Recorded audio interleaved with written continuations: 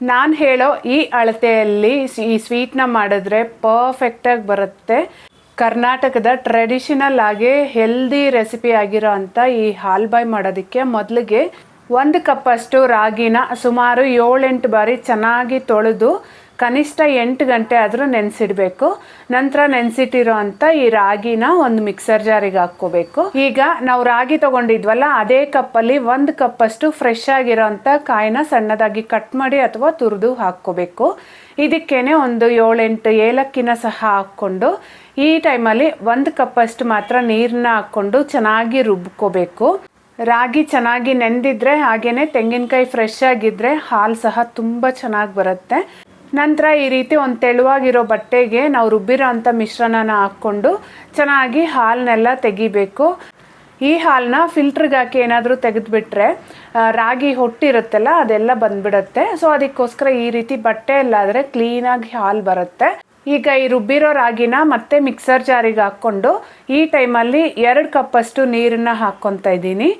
ಮತ್ತೆ ಸುಮಾರು ಒಂದು 2-3 ನಿಮಿಷಗಳ ಕಾಲ ಚೆನ್ನಾಗಿ ರುಬ್ಬಿ ಮತ್ತೆ ಇದರ ಸೇಮ್ ಅದೇ ಥರ ಬಟ್ಟೆಗೆ ಹಾಕ್ಕೊಂಡು ಹಾಲನ್ನ ತಗೋಬೇಕು. ಸೇಮ್ ಇದೇ ಪ್ರೋಸೆಸ್ನ ನಾನು 3 ಟೈಮ್ ಮಾಡ್ಕೊಂಡಿದ್ದೀನಿ. ಮತ್ತು ಕರೆಕ್ಟಾಗಿ ಮೆಷರ್ಮೆಂಟ್ಸ್ ಹೇಳೋದಾದರೆ 1 ಕಪ್ ರಾಗಿಯಾಗೆ 1 ಕಪ್ಪಷ್ಟು ಹಸಿ ಕಾಯಿಗೆ ಸುಮಾರು 6 ಕಪ್ಪಷ್ಟು ನೀರನ್ನ ಹಾಕ್ಕೊಂಡಿದ್ದೀನಿ.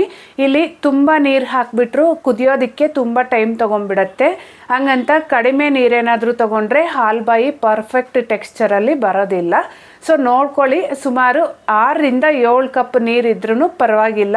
ನಾನಾದರೆ ಇಲ್ಲಿ ಎಕ್ಸಾಕ್ಟಾಗಿ 6 ಕಪ್ಪಷ್ಟು ಮಾತ್ರ ನೀರನ್ನು ಸೇರಿಸಿದ್ದೀನಿ. ಈಗ ಈ ಹಾಲನ್ನೆಲ್ಲ ತೆಗೆದು ಆದಮೇಲೆ ತುರಿದಿರೋ ಅಂಥ 1-1/4 ಕಪ್ಪಷ್ಟು ಬೆಲ್ಲನ ಹಾಕ್ಕೊತಾ ಇದ್ದೀನಿ. ನಾನು ಹಾಕಿರೋ ಸ್ವೀಟು ಮೈಲ್ಡಾಗಿ ಪರ್ಫೆಕ್ಟಾಗಿ ಬರುತ್ತೆ.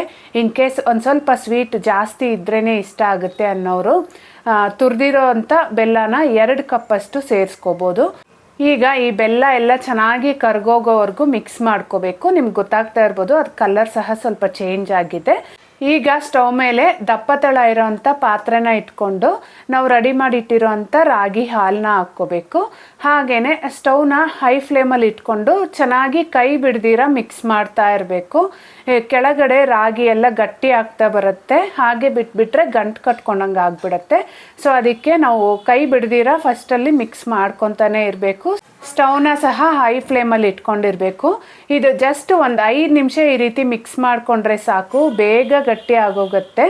ಈ ರೀತಿ ಗಟ್ಟಿಯಾಗಿ ಗಂಜಿ ಥರ ಆಗಿದೆ ಅಂದರೆ ಮತ್ತೆ ಸ್ಟವ್ನ ಲೋ ಫ್ಲೇಮ್ಗೆ ಇಟ್ಕೊಂಡ್ಬಿಡ್ಬೇಕು. ಮತ್ತು ಯಾವುದೇ ಕಾರಣಕ್ಕೂ ಸ್ಟವ್ನ ಹೈ ಫ್ಲೇಮ್ ಮಾಡಬಾರ್ದು, ಲೋ ಫ್ಲೇಮಲ್ಲೇ ಇಟ್ಕೊಂಡು ಮಿಕ್ಸ್ ಮಾಡ್ಕೊತಾ ಇರಬೇಕು.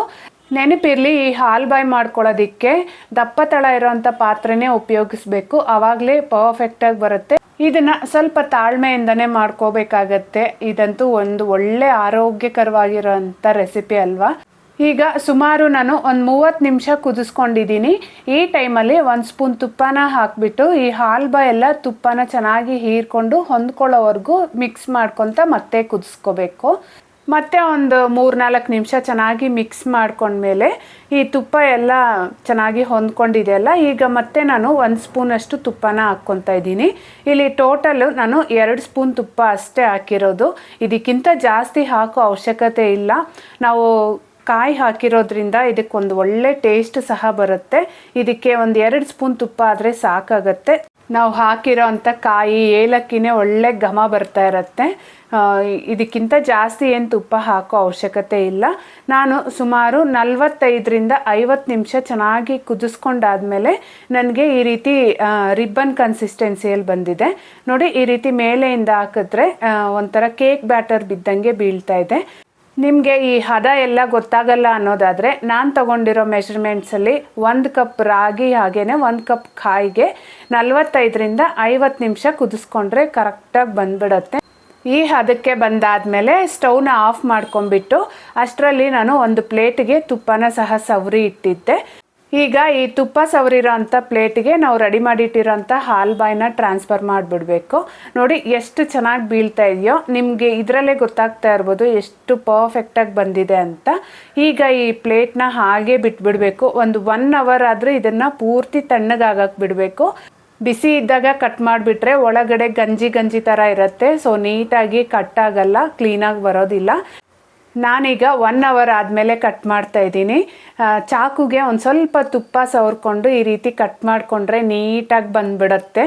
ನಾವು ಮಾಡಿರೋ ಹಾಲ್ಬಾಯಿ ಕರೆಕ್ಟಾಗಿ ಬಂದಿದೆ ಅಂದರೆ ನಾವು ಇದನ್ನೆಲ್ಲ ಕಟ್ ಮಾಡಿ ತೆಗಿತೀವಲ್ಲ, ಆವಾಗ ಪ್ಲೇಟಿಗೆ ಒಂದು ಸ್ವಲ್ಪನೂ ಅಂಟ್ಕೊಂಡಿರ ಬರ್ತಾ ಇದೆ ಅಂದರೆ ಖಂಡಿತ ಪರ್ಫೆಕ್ಟಾಗಿ ಬಂದಿದೆ ಅಂತಲೇ ಲೆಕ್ಕ. ಹಾಲ್ಬಾಯಿ ಕರೆಕ್ಟಾಗಿ ಮಾಡ್ಕೊಂಬಿಟ್ರೆ ನಾವು 3ರಿಂದ 4 ದಿನ ಇಟ್ಟರೂ ಕೆಡೋದಿಲ್ಲ, ತುಂಬ ಚೆನ್ನಾಗಿರುತ್ತೆ. ಅಷ್ಟೇ ಅಲ್ಲದೆ ಈ ರಾಗಿಯಲ್ಲಿ ಒಳ್ಳೆ ಕ್ಯಾಲ್ಶಿಯಂ ಅಂಶ ಇರೋದ್ರಿಂದ ಆರೋಗ್ಯಕ್ಕೂ ಸಹ ತುಂಬ ಒಳ್ಳೆಯದಲ್ವಾ. ನೋಡಿ, ನಾನೊಂದು ಪೀಸ್ನ ತೆಗೆದು ತೋರಿಸ್ತಾ ಇದ್ದೀನಿ. ಎಲ್ಲೂ ಅಂಟ್ಕೊತಾ ಇಲ್ಲ, ಎಷ್ಟು ಚೆನ್ನಾಗಿ ಹಲ್ವಾ ಥರ ಬಳುಕ್ತಾ ಇದೆ. ಇದನ್ನಂತೂ ಸಣ್ಣ ಮಕ್ಕಳಿಂದ ವಯಸ್ಸಾದವರು ಸಹ ಆರಾಮಾಗಿ ತಿನ್ಬೋದು. ಬಾಯಲ್ಲಿ ಹಾಕ್ಕೊಂಡ್ರೆ ಅಂತೂ ಹಾಗೆ ಜಾರ್ಕೊಂಡು ಹೊಟ್ಟೋಗ್ತಾಯಿತ್ತು, ಅಷ್ಟು ಚೆನ್ನಾಗಿ ಬಂದಿತ್ತು. ಮಿಸ್ ಮಾಡದೆ ಇದೇ ರೀತಿ ಒಂದ್ಸರಿ ಟ್ರೈ ಮಾಡಿ ನೋಡಿ. ಹಾಗೆ ನಿಮ್ಗೇನಾದರೂ ವಿಡಿಯೋ ಸ್ವಲ್ಪನಾದರೂ ಇಷ್ಟ ಆಗಿದ್ದರೆ ಮಿಸ್ ಮಾಡದೆ ಒಂದು ಲೈಕ್ ಮಾಡಿ ಆಯಿತಾ. ಹಾಗೆ ಇನ್ನಷ್ಟು ಈ ರೀತಿ ಇಂಟ್ರೆಸ್ಟಿಂಗ್ ಆಗಿ ಹೆಲ್ದಿ ರೆಸಿಪೀಸ್ಗೋಸ್ಕರ ಚಾನಲ್ನ ಸಬ್ಸ್ಕ್ರೈಬ್ ಮಾಡ್ಕೊಳ್ಳೋದನ್ನು ಮರಿಬೇಡಿ. ಮತ್ತೊಂದು ವಿಡಿಯೋದಲ್ಲಿ ಮತ್ತೆ ಸಿಗೋಣ. ಅಲ್ಲಿವರೆಗೂ ಥ್ಯಾಂಕ್ ಯು.